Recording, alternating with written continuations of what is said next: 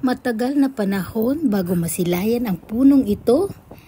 At ang legend na lang, sakura. Ayan ang puno na sakurang yan. Napakalaki. 1 taon mo bago mo masilayan ang kanilang mga bulaklak na napakaganda.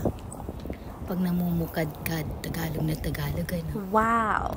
Ang ginagawa nila, namamasyal sila sa ilalim ng puno ng sakura. Ayan. Woo! Nga naman, pag nakita mo actually yan sa personal, ay talagang mai-inlove ka.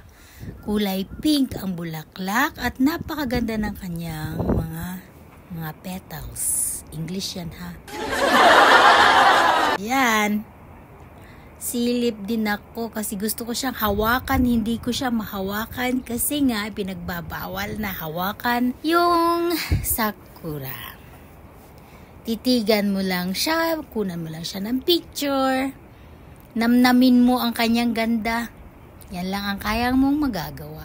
Yakapin mo ang puno kung gusto mo na rin.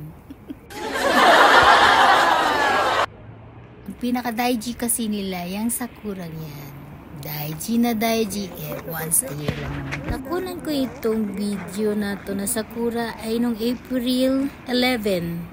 Hindi pa siya masyado talaga namumukadkad. But now, so puting-puti na ang kulay.